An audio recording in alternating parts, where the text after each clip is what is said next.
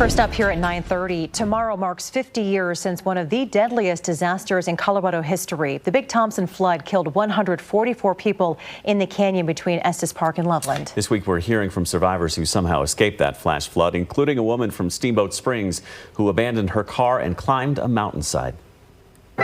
It is kind of coincidental. State Farm, this is Debbie. Can I help you? That Debbie Aragon went into this line of work. Flood, home, auto, life, and health. What better expert than someone who's experienced catastrophe firsthand? And flood insurance is one of those things people usually only buy it if they have to. It's something that has to be seen to be believed. 50 years ago, there is debris throughout the canyon. She lived through one of our state's deadliest natural disasters when a flash flood in Big Thompson Canyon killed 144 people. You know, PTSD wasn't a thing back then, but I probably had some of it. And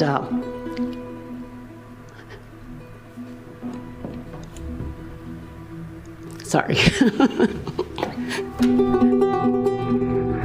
Get the names of all people in your immediate area and the names of all people who are missing. Just 21 years old and living in Greeley, she was driving up to a friend's housewarming party. So I was in between Drake and Glen Haven, headed to Glen Haven. That's when a storm stalled and the sky unleashed 7 inches of rain in no time at all. I hit a big enough puddle of water that it stalled my car. Opened my car door and I could see the water rising. And I slammed the car door shut, got out on the passenger side and kind of scampered up the side of the mountain. I turned around and the water was then up to the headlights of my car, and it was starting to teeter, so I knew it was going to get washed away.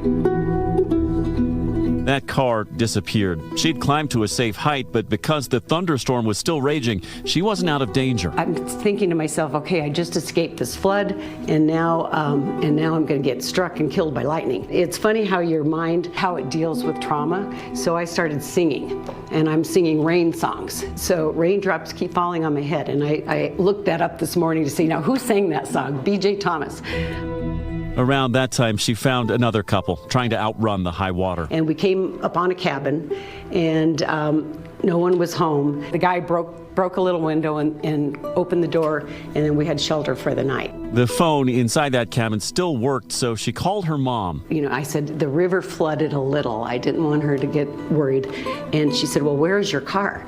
And I said, well, I left it on the road, and you go get your car and get it, you know, pull it off the road. They spent the night safely in that cabin. We're getting ready to take off to get a view of the canyon. And late the next afternoon, they heard helicopters hovering overhead. So we ran out and we were motioning the helicopter, and it landed right there in the yard. And it was, I remember thinking, cool, I get to ride in a helicopter. That's the first time. 5 or 6 miles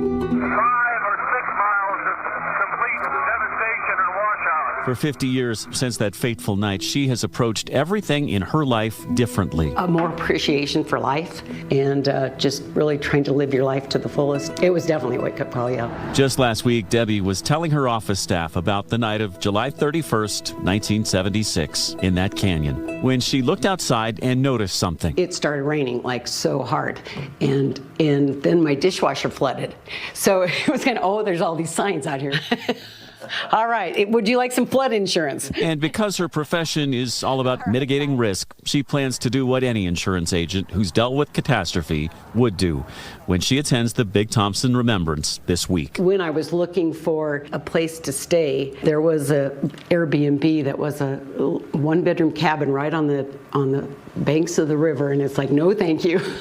I do not want to be there.